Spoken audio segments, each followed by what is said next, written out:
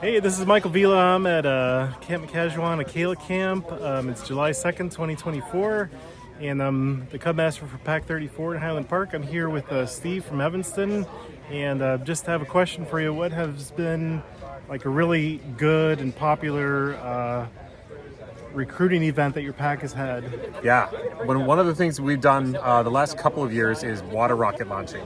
We go to Loveless Park in Evanston, actually it's in Wilmette, and we set up the water rockets. The kids build them themselves, and then we've got a big launching station, a couple of launching stations, and we recruit from all around the area, and it's been a great tool for us. So what time of the year do you usually do that? That's in the fall. In the fall, That's in okay, the fall. so right after school starts? Typically before school starts. Oh, before school starts, okay. How many families did you get from that, like in the last year or We so? got upwards of 30 families last year. Did you do anything else at that event? It's Serve any typically- food or anything like that? Nope, No? just focused on the water rocket. So it's really simple. Kind of carry in, carry out the equipment. Got to save up some soda bottles. And, Yeah, absolutely. Okay. it's a real easy kind of turnkey type of event. Okay, and how do you advertise? Word of mouth. Okay. Word of mouth. So it's our families tell their friends, and it's been a pretty simple event for us. Cool. Thanks, Steve. Of All course. right. Well, try to get a couple more interviews. All right. Thanks. Thank you. So I'm here with Ann from West Allis, Wisconsin, and Ann, you are a committee chair for your pack. Correct. And I just wanted to ask you, what were some of your best recruiting events and how'd they go? So we, Pack 584 from West Allis, Wisconsin, we have a couple that we do annually. So we do the regular program. We also do summer programs. So we have one for fall recruitment. We also participate in spring recruitment. And then end of year too. So our end of year is rocket launch into summer. So our last den meeting of the year, we invite the public to come with us, build rockets, and launch them. And that's the start of our summer program that also gets us recruits. We do the fall one, we usually do either at a farmer's market, or what's really popular is we have like a West Allis night out, where there's plenty of vendors. There's a park, we give out free hot dogs and chips, and we put games out. We're all in uniform, so we're not only providing a service, but we have the games, and then Akela, who's our amazing Cub Master, will stand and talk to people and ask questions. But we have plenty of marketing material, lots of QR codes these days to really get people in that are just used to the phone. So, like the hot dogs, are you doing? You said you were doing that at like West Allis days. We do it at every recruitment, actually. Oh, okay. So we'll Okay. just get a bunch of hot dogs. Our assistant Cub Master, Eric, he's our grill master amongst many hats of things. But he will bring his portable grill everywhere and just start frying up the hot dogs. And then we just have some chips and some candies and a little spinning wheel. Awesome. We usually do a trifold on pictures of places like this, McCajuan, just fun events that our scouts have been able to come to. Okay, cool. And then your event in the fall, does that happen before or after school starts? Before. Okay. So it's usually the third, it might be right after school starts. So the third Tuesday in September. And how do you advertise for that?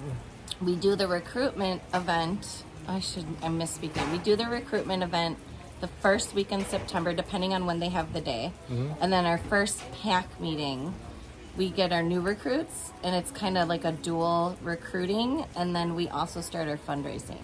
Do you do any like Facebook ads or word of yeah. mouth? It's just a word of 100. mouth, yeah? Yep, Okay, 100%. So we're part of Three Harbors Council. So they'll do geofencing for us. We usually work with the principals at the schools as well and go around with just little tables or post on the family boards to get them there.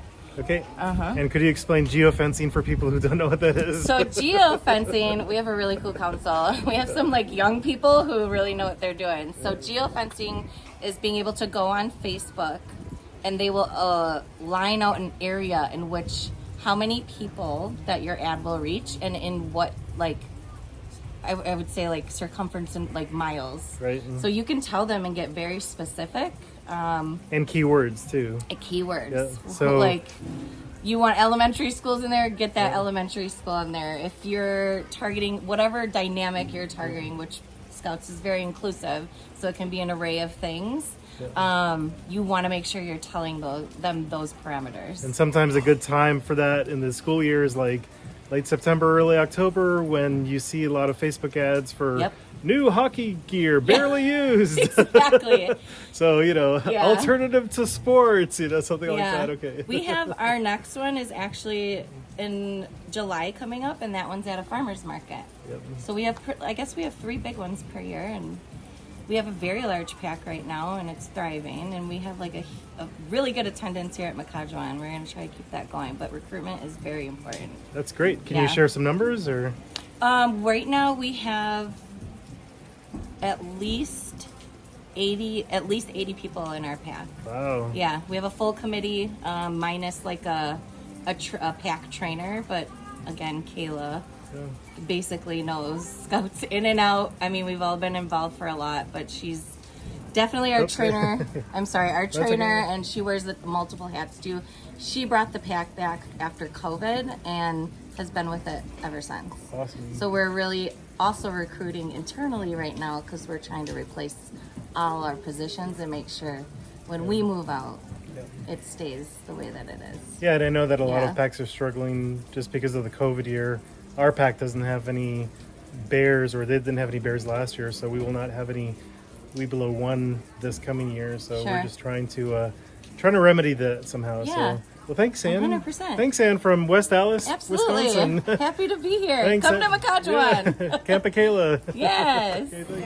Hey, I'm here with Evan from Libertyville, and Evan, tell us a little bit about some of your best recruiting events and how'd they go? Yeah, absolutely. So we're Pack 60 in Libertyville. Toward the end of the summer, we have a summer recruitment picnic where we invite all the scouts from the local schools to come to the picnic, and then interested families. So we advertise this on Facebook, word of mouth, and really get our packs, the families in the pack who are interested in increasing the size of the pack to really get the word out. So we do burgers and dogs, kids play sports. We have it at Old School Forest Preserve, which is just local there in Libertyville. It really is a great event for us. And then do you do any other events like throughout the year, food truck Thursdays or any kind of things like that? So we do 2 service projects throughout the year with through the church, and we advertise those on Facebook as well. We try to get interested individuals. It's something that's really important with the Catholic Church, and we try to recruit through that as well. And can you share some numbers, like how many people are here from your pack, or how many total in your pack? And so forth? Yeah, so we have about 30 boys this year who are chartered with the organization. We have a very large bear den that we're very proud of. We have a good wolf den as well. So we're definitely recruiting and keeping our numbers up. Always interested to get more boys involved, especially here coming out of COVID. Definitely growing the pack. Okay, thanks, Evan. Yeah, thank you. Hey, I'm here with Neil from Fremont, Illinois, and we're going to talk about, he's a den leader, right? He's a den Correct, leader? yeah. And we're just going to talk a little bit about, he's going to talk a little bit about what he does for recruiting for his pack. So we do 2 things primarily. One is we have a informational table present during the kindergarten introductory day at the school. So as the kindergartners and their parents are dropping off their supplies, we have a table there where they can come and learn about the fun activities we do. We have our Pinewood Derby kind of cars and trophies there. We have uniforms on display. We have pictures from scouting events. And we're there to answer any kind of questions that they might have, and also to let them know that we have a informational introductory kind of pack meeting recruitment night in the following week that they can attend, where they can kind of do a deep dive and learn more about Pack 189. And how big is the pack? Right now we're about 55. We're back to pre-COVID levels, which has been great. We've put a lot of work in, and the recruitment night at the school, where we invite the new families. They come and meet all of the kind of current families. They meet the den leaders. We have a PowerPoint presentation that we give to the parents that dives into the program for the year and the fun activities that we do, from the USS Cobia, our Pinewood Derby, rocket launches. We talk about our popcorn sales for our fundraising initiatives. And then the kids kind of go off and they go into the school gym, and we always do a fun activity there for the kids, and they get to meet the other Cub Scouts as well. And just kind of make them feel at ease about the troop and the new people. So people watching might not understand what the USS Cobia is. Maybe you could explain that really quick because not everybody has one of these. So it is a submarine in Manitowoc, just outside of Green Bay, and we go there most years as a pack, and you get to sleep on the submarine as well. And it's really cool because it's kind of been preserved. It's kind of a national relic, and they allow us to sleep there for the evening. They have a museum tour there as well. It's just a really cool experience that very few people get to do. Yep. And you get to learn about the submarine and its mission, and you get to sleep in the torpedo bay, and if you're lucky enough, the captain's quarters as well. Yep, that's excellent. And this is just an idea to keep on the lookout for regional activities that you can do with your pack. Thanks, Neil. My pleasure. Yeah.